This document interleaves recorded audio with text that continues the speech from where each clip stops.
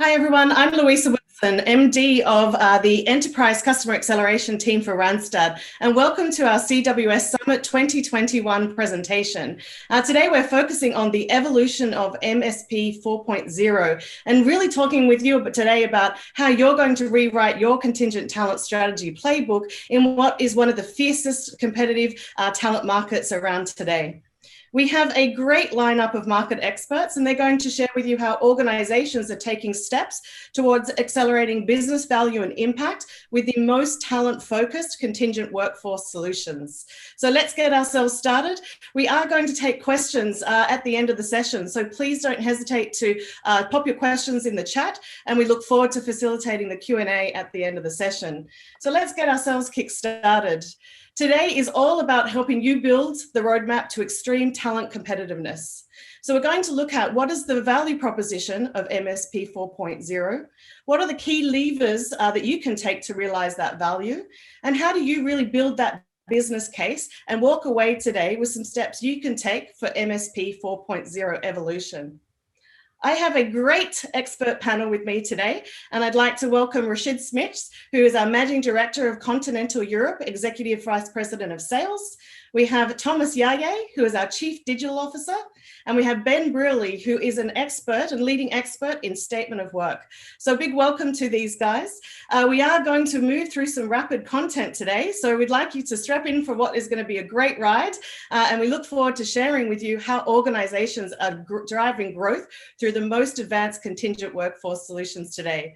So I'd like to hand over to Rashid to get us started. So yes, as a company, we do quite a bit of research, and in our 2021 talent trend report, which is based on 850 C-suite and human capital leaders, which are based in 17 markets, we provide an overarching view of the most influential developments talent in this year. So that at no times has workforce strategy been more critical to the business outcomes than it is today. And companies need to elevate their HR and procurement strategies to meet, but even to exceed the expectation of the current companies. So, are you ready to take the next step in workforce agility? And are you ready to move from employer value propositions to an assignment-based value proposition? And that all starts with how work needs to get done at the right time, the right locations, the right sourcing channels, but also with the best quality, guaranteeing compliance, but also looking at the optimal workforce cost. So how does this actually start? Based on a very effective workforce planning, there is always a request that needs to get work done. And we are using a very data-driven approach to determine what is the best way to get work done. And the first step is it to be perm, or are we going to go for contingent assignment? And some of the consideration that we are taking with that is the assignment a short-term or long-term assignment? Is it a scarce skill set, or is it a knowledge gap actually within your company today? And is that piece of work actually being considered to be strategic, or is it very tactical? But for now, let's focus on the contingent side. So there are a couple of questions that you would need to answer when it comes to the contingents and how that work needs to get done. So, for example, what is the best way for that solution to be executed? Is it statement of work? Is it freelancers? Is it a gig worker? Or is it direct sourcing, leveraging your company's brand to attract contingent workers in the same seamless experience that you would do for perm worker? Or do you need to get your supply chain going? Well, if you look at this holistically, the next step would be, where's the work needs to be done? Is it an on-site resource? Is it a nearshore or even offshore? It all depends on where the best talent is in the market. And by utilizing talent advisory that facilitates every step in the process based on a data-driven consultative conversation with hiring managers, it is about making the right workforce decisions and ensuring the best possible experience for all of the stakeholders. So that goes for candidates, it goes for hiring managers, and it goes for the suppliers. Thanks, Rashid. I think that sets up a nice ambition of how you can look at your whole total talent workforce today and take considerations into play. So we'd like to say, who's going to join us in leading the change and really creating this business case for contingent workforce transformation? We are going to step through what we see as 4 driving levers today that really create that business value and impact that we've mentioned. Rashid will share with us around workforce agility. Thomas and I will delve into speed to market and that focus on branded direct sourcing. Ben is going to share with us value you can create through innovative workforce solutions with SOW. And then we're going to look at what's coming in terms of really leveraging diversity impact and moving from supplier diversity through to people diversity and really looking at your contingent workforce as driving that extra value. So let's get ourselves started with step number 1, workforce agility. Over back to you, Rashid. Yeah. So when we were doing our survey, what became very clear around workforce agility was that 77%, actually all of those human capital leaders and procurement, said that their talent strategies are more focused now on workforce agility than it ever was before. And that was driven by the COVID, because what we would call the COVID situation as a black swan event, because it is new, no one knew it was existing, and no one actually could predict what that would do to their business. So, but what it did show us, it was there's a really dramatic increase needed for agility and flexibility, and that influences the talent strategy that needs to translate into driving economies of scales with suppliers, how you look at your workforce from a flexibility and agility perspective through more sophisticated talent pools, but also in very targeted talent pools for those roles that we would consider to be hard to fill, to make sure that your business runs your projects always on time. But how do you take advantage of such an opportunity that is currently existing? Well, for us, it is all about a very hyper-personalized experience. And that is for the hiring managers, it is for candidates, and it is for talent. And how we use data in a much smarter way and use talent advisory to guide them. So we basically define 3 core levels of advisory. We have role advisory, business advisory, and enterprise advisory. Let's start on the role advisory. So what we mean with that is that role advisory is all about providing insights. It's about viewing what the current market conditions are. So what is, for example, the supply and demand? What are some of the current market salaries? And what are the best locations for you to hire your talents in? Then if you take it one step up and you look at the business line advisory, that's much more around leveraging market intelligence, subject matter expertise. So they would review your workforce planning. They would look at where is talent located globally for your key profiles, but also is who's available in your current talent pools and who's actually hiring your talent today and which other companies are hiring for the similar roles that you are hiring for, because all of that influences your average time to hire. Then take it one step up even more, is looking at from an enterprise level. And then we are really looking into what roles will be automated in the future potentially. And what are the roles in your organization that drives the most value for you, and how do you make them future-proof? So all 3 levels of advisory should ensure and improve a consistent quality of hires.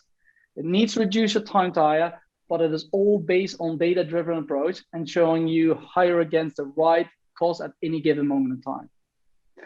So how can you create a business case for change for this? So if you look at one of the companies that's really leading the market when it comes to workforce agility, it's Philips. So what procurement and talent acquisition department has done over the last couple of years is they looked at a very sophisticated talent workforce demand strategy that actually supports their business in choosing, but also plan how work actually gets done. And they have done this by integrating all of their workforce options into one overall program. And what that has done for them is they were able to generate significant cost savings by optimizing what they would call demand management. They gained a real big scalability and flexibility that helps them tremendously throughout the pandemic. And they also looked into how you would standardize for efficiency in the processes. And what it ultimately did, it drove a lot of business value because they had better aligned talent strategies with their business imperatives. But what are some of the questions you need to ask yourself when you start building a business case for workforce agility? Well, the first question you probably want to ask is, do you have a clear insight around resource utilizations and the skill gaps that you potentially have in your organization right now? The other one is around, do you use your internal data and external market insights to make smarter decisions when it comes to talent in your organization? And the last one is, are you consulting actually much with your hiring manager to discuss how best work gets done, regardless whether the work arrangements, what the work arrangements is? Thanks, Rashid. And I think definitely what we're seeing is an opportunity even to look at where is automation and robotics having an impact on skills within your talent models today, and how's that going to predict what are the future skills of your organization. And I think when we look at the rising demand for contingent talent coming out of the pandemic, you can really see there's an opportunity to look at how are you going to leverage things like direct sourcing to create that speed to market and really accelerate the impact of your brand and provide a wonderful digitized talent experience. Means that we can get deeper and faster access to the market for our organizations faster than any area of the supply chain. So I would like to hand over to Thomas Yage now, who's going to really talk through how a company is leveraging direct sourcing to this advantage. Thank you, Louisa.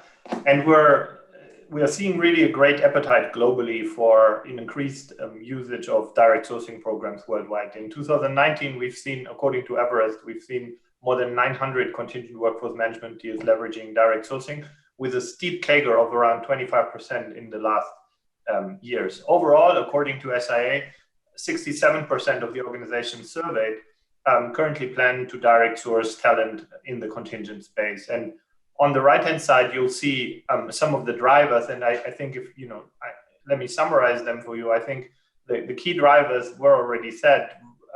Rashid mentioned workforce agility, but also global socioeconomic trends like the remote work culture, the increased need of flexibility for work for talent are driving these needs and are driving new forms of labor that will actually enforce companies to build relationships with the talent directly, and therefore direct sourcing has quite an upswing that we see. Also, and lastly, I think the trend of total talent and more holistic talent management programs lead to the fact that also contingent programs need to get more structure to allow them to better utilize talents that we know in contingent for perm hiring, and the other way around, silver medalists, interns. We're seeing those programs coming closer together in direct sourcing programs overall. And Thomas, I think landing back to what Rashid mentioned is that we saw it is how do you really undertake today locating where talent is? So can we take work to talent rather than bring talent to work in a post-pandemic world? And I think that is going to be one area to really capitalize on in terms of borderless talent. So I do think there's an excellent opportunity to look holistically at contingent talent in that way. So Thomas, if we land through to next, how are organizations going to take advantage of this opportunity? Yeah, this is how it's typically set up, or how your brand comes to life in a direct sourcing program, and how you can engage and nurture talent pools directly to your brand. Typically, companies are starting to build branded talent communities as a tier 0 supplier into your sourcing program. This pool of known, trusted, vetted program talent is usually set up as a tier 0, as I said, because it's the talents you trust the most, you have the best experience, you increase speed to hire, quality to hire. This is how it's set up. And then, of course, this is underpinned by a very strong talent marketing play, particularly looking at the phenomenal rate of growth rate of contingent workforce after COVID-19. Rashid has mentioned that already. We have seen companies that are aiming for a 50-50 split between contingent and perm going forward. So apparently you have to leverage your employer brand and build a very strong value proposition for contingent workers as well. At the bottom of the slide, our employer brand experts have recently worked in partnership with Johnson & Johnson on creating a very specific contingent value proposition, Imagine Next here, to really end-to-end optimize the messaging towards contingent workforce to attract and engage, but also later nurture the contingent communities with a very strong contingent value proposition that is aligned with their employer value proposition that they use in the permanent space. Luisa, do you want to show us how this is brought to life? Absolutely, Thomas. And I think when you look at, the strong focus on value propositions, we really see that today, with that explosion of contractors in the workforce, is that contractors are your consumers as well. So it's absolutely critical to provide the best level of experience, because research tells us that a bad experience in the workplace, whether it's perm or non-perm, has a direct correlation to consumer experience and purchases of the future. So it does really create that impact on why this is so important. So thanks, Thomas. If we look at this, these models today, when we're looking at branded direct sourcing, have an increased investment in deep subject matter expertise. It's all about how can we really dive into that talent market and bring to life an employer's brand to be able to attract, engage, nurture, and create greater reach to talent across the world. When we look at it, we're working with customers like J&J, Barclays, and Philips, and what we're bringing together is deep expertise in strategic sourcing. How do we go out and hunt the most sought after talent in the marketplace today? How do we use talent marketing expertise and deep expertise in areas like employer brand, media optimization to really go out and attract talent to your roles? And then what sort of research do you need, like Rashid mentioned?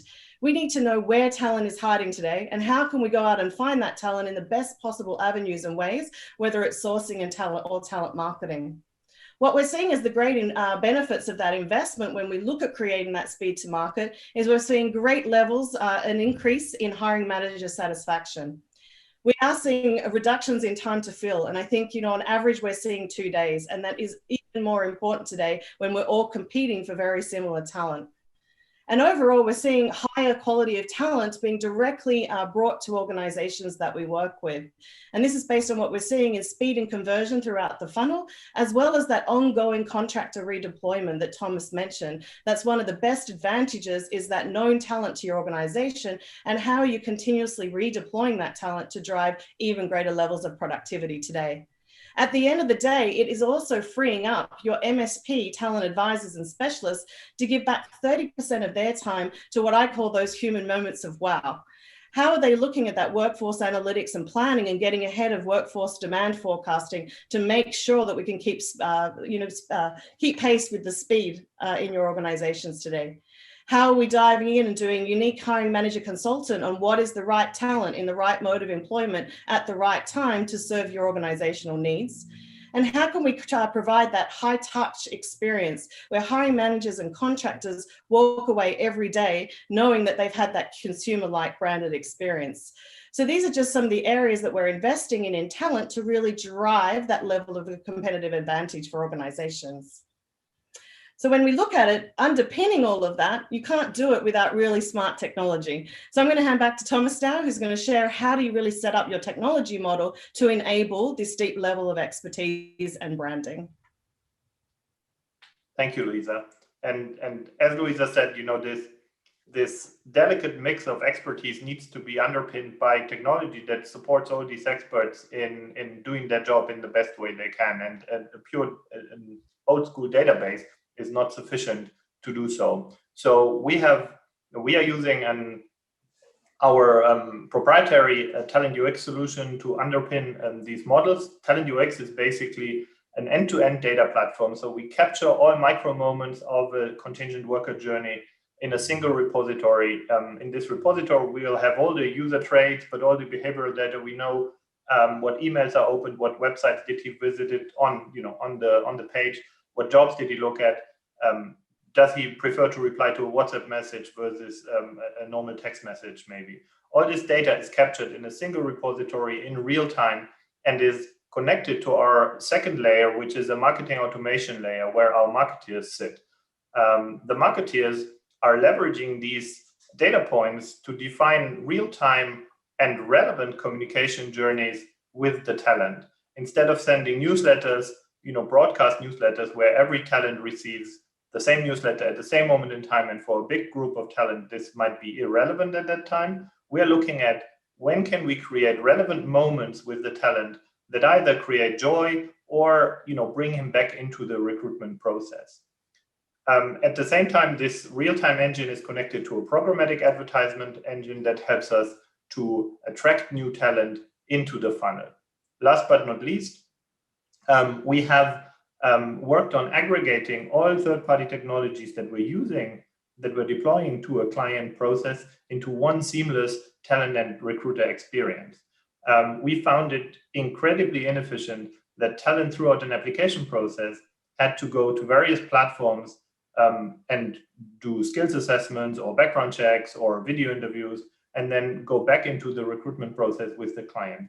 Everything here is integrated seamlessly in one single website, as you will, and all reflecting consistently end-to-end the contingent value proposition that we have developed for this particular client. No matter if you leverage Talent UX or not, I think the setup that you need to leverage data to drive marketing automation, to create really meaningful moments and to free up your time for your sourcing community is a setup that in MSP 4.0 you have to get going. And then lastly, at Barclays, for example, we have deployed such a state-of-the-art model, and our Talent UX supports sources and recruiters sourcing and nurturing candidate relationships. Nearly all roles at Barclays are filled through the talent community, which is an enormous gain in speed, efficiency, and quality of the acquisition process. The hiring manager feedback is super positive. And if you want to get this going, then we have provided, again, 3 questions that help you to get your business case underway. Thanks, Thomas. I think branded direct sourcing and leveraging the power of your brand is one of the most powerful impacts that you can create in the market today. And I think there's some great examples where organizations, the likes of Barclays, J&J and Philips are really driving that level of impact. So as we move throughout into the next level of our business case today, there's a very strong focus on how can you really look at your total workforce solutions and how can you leverage services procurement to really redefine what your MSP is providing to your business today. So excited to introduce Ben Brearley to share with us all around service procurement leverage. Yeah, okay. Thanks, Louisa. Hi, everyone. Great to be here today. Before I start, I just wanted to bring everyone's attention straight to the image on the right-hand side of the slide there and pose a question to all of you. So why are you focusing so much time, resource, and efforts on controlling staff augmentation spend when SOW spend is typically 5 to 7 times larger? But it's not just a question of spend. SOW is also typically where huge non-compliance exists. SOW is where the largest amount of cost saving can be found. SOW is where huge process efficiencies can be found. SOW is where the largest amount of wrongly classified labor can typically be found. So in short, SOW spend is typically where huge amounts of untapped improvement opportunities are found, and it's this opportunity that I want to talk to you about today. So a key component of the future of MSP is about capturing total visibility of the entire external workforce. So this means capturing SOW spend, suppliers, and workers in the same VMS alongside staff augmentation. And it's really only then that we can start to properly understand how reliant we are on the external workforce. So when we look at the trends in the SOW spend space, as you can see on the left-hand side of this slide, we start to see an overwhelming pattern towards bringing SOW spend under the governance of an MSP. The amount of SOW spend under MSP management is growing by around 25% year on year, and that's for very good reason. We'll talk about some of the benefits later on. But before we get into the benefits, we need to talk and think about what we need to consider in order to actually take advantage of the opportunity. So we understand the size of the opportunity, but what can we actually do about it? Well, the first thing to consider is the type of support your organization needs. What you can see in front of you here is 4 service levels that are pretty typical options to consider when thinking about how you should approach your SOW program. So starting on the left, we have what we call level 0 or worker tracking. What this means is that it's your primary concern to simply track all the SOW workers coming in from third-party suppliers. So worker tracking is useful as a first step when compliance is the key concern. For example, if you have workers regularly exceeding tenure restrictions or you've recently failed a SOX compliance test. So moving to the right-hand side, to the red box, we come to a level 1 service. So this is where it starts to get exciting. With a level 1 service, you can track workers as with level 0, but now you also get total visibility of supplier spend and supplier performance data. So now you're going to be able to see how suppliers are performing against their milestones and their budgets. So level 1 is really where the majority of our customers start, because at level 1, you get instant business benefit with minimal business disruption to the users.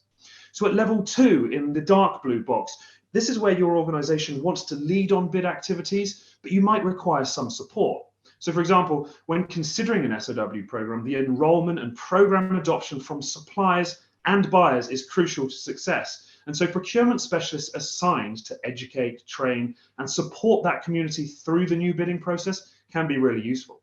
Of course, then the award decisions and evaluations are still left to your procurement teams.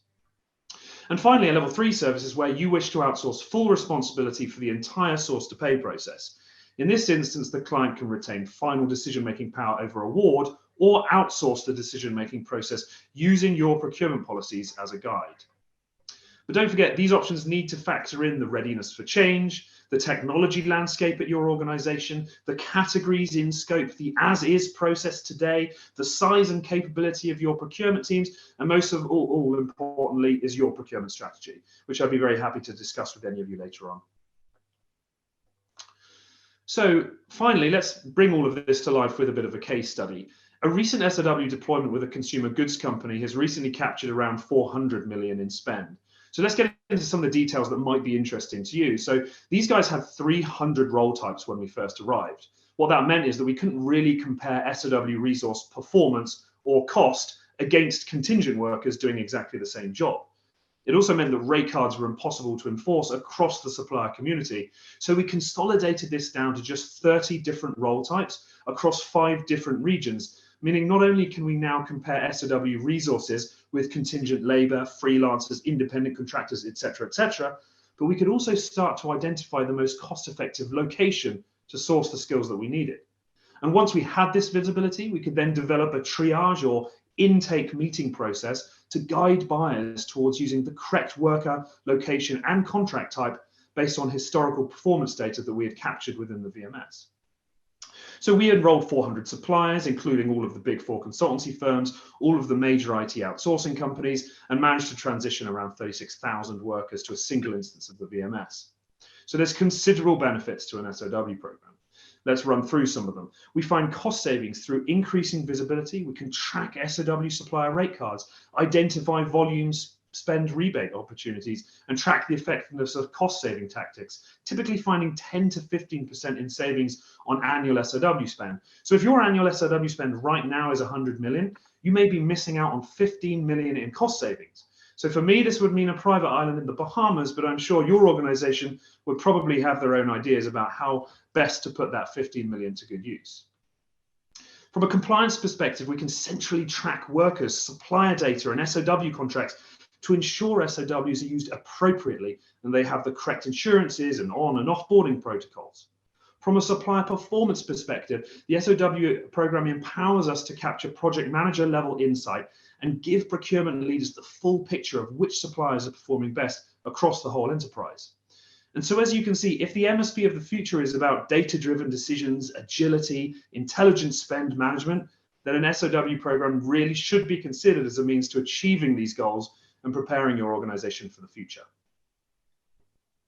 Thanks, Ben. Well, I take a private island in the Bahamas any day these days at this point in time. So this is a huge opportunity for organizations to really drive the most agile workforce and talent solutions in the market today, ensuring, again, going back to, like we said, that data-driven approach to the right talent and the right modes of employment at the right time. So We are nearly at the end in terms of what we see as, the four great levers that are driving business impact in terms of contingent workforce transformation today. And I was really proud to see that diversity is the hot topic on the CWS agenda. So diversity, when we've looked at MSPs along the past, has been about supplier diversity. And really proud to see that we're focused more today on people diversity and strategy. And what is the business impact diversity in your contingent workforce can create, and even influence your goals around your permanent talent acquisition strategy and your business as a whole. So I'll hand back over to Rashid to share with us how organizations are looking at creating this level of diversity impact in the contingent workforce models.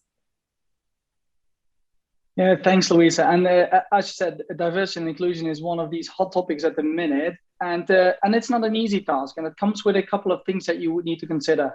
So the first step actually in the whole diversity and inclusion is, how do you set the actual right targets for your organization? And although that question sounded maybe simplistic, how to do it is kind of complex as well, because there are literally hundreds of data points that you would need to consider and to bring it all together to bring that right target setting. So to do so, you need to have really good talent analytics, because you want to combine names with ethnicity combinations, but you also want to correct it for probability. You want it to be accurate. So the probability is actually saying, what is the frequency of the name and what is the ethnicity distribution in each of the geographical regions that you're actually looking at. But then once you have those targets, how do you actually track the data in the right way? So Thomas has shown you that we use a single platform that actually enables us to measure every step in the process, because your population will apply at uneven rates. So some of the questions you need to look at is, how diverse are my applicants actually today across all of my jobs, across gender and ethnicity groups? But the other question you want to answer is, how do they compare to the working populations for that skill set in a certain geographic or country? And then maybe even more important, because there's a lot of worry about biases. So unconscious or conscious biases by hiring managers or recruiters that hinder kind of progressing diverse candidates throughout the whole channel. So how do we actually then build an inclusive talent attraction process? So that means that you need, again, to look at data, because it will tell you how the potential candidates are interacting. And some of the things you want to know about those candidates is, how do they consume media? How do they, what are their specific interests and intents in the marketplace? And what is the social media, for example, what they're using? Are they using Facebook? Is it Instagram? Is it YouTube? Is it anything else? So where do you find the people from those backgrounds? And then lastly, it's really important that your individuals in the organization understand diversity and inclusion, and you actually potentially need to train them on it. So very important for the diversity background is the information is not being shared with recruiters, with sources, with your hiring community, because what you don't want is that they use it for matching and ranking and shortlisting for hiring. So however, to ensure inclusivity, you need to ensure your organization is trained accordingly so everybody understands it. So 3 questions are really, really important for you on this one. And is, are you actually regularly and clearly communicating with your whole organization what you want to do on diversity, and do they understand those goals? And how do you ensure that perm and contingent talent acquisition effort reaches all of the candidates in the backgrounds that you're actually targeting? So how do you do that? And you even want to think about, how do you put targets or compensations on your leadership to drive a really diverse strategy and goals? Well, we mentioned a couple of times that data is very essential, and the new way of working therefore needs to be highly underpinned with advanced analytics and reporting. So how do you leverage workforce-related labor market data and facilitate workforce strategies? Because companies in the recent years are using it much more. And the outbreak of the pandemic actually accelerated the whole purpose and the need for number-driven decisions. So what we have seen in the research is that the technology is becoming really top of mind from human capital leaders, because what we see now is that 62% of them actually earmarked budgets allocated to tools, for example, like visualization, yeah, you can see in the screen. And nearly 1 out of 5 of those human capital leaders says that they are starting to invest in panel analytics as a direct result of the pandemic. So analytics will continue to be very critical to companies, and that actually can help them track everything up from health information to talent retention and the location where talent will be available in order to prepare to respond to any of the future challenges. So what's going to be the next black swan event that they need to respond fast to? So data analytics will also allow you to make real-time changes in your business where and when it is needed. So are you ready to take this step to the most agile workforce? So actually Gartner did a research in 2019 that is showing us that there's a real dynamic for B2B buying and the impact on decisions that customers need to make. So what they have found is that in any buying group, there are 6 to 11 members that are actually representing 3 to 5 functional disciplines on average. And that the buying group also is reporting that they need to consult about average 4.5 information sources for purchasing. But what is really kind of triggering in that report is that 15% actually needs to deconflict information to the various buying groups members because there's so much out there. And that gives us an astounding 77% of the customers actually saying that purchasing is really difficult. So are you ready to step ahead and contact us to learn more about 4.0 MSP? Thank you all for participating, and we're looking forward to any of the questions you might have at this point. Thanks, Rashid. It's been an energetic session covering, what we see as 4 main topics today: that data-driven workforce agility, the power of using your brand for direct sourcing, optimizing your service for procurement, and taking those steps to diversity impact in your contingent workforce. So we've had some questions come in, so now we'll move forward into our Q&A session.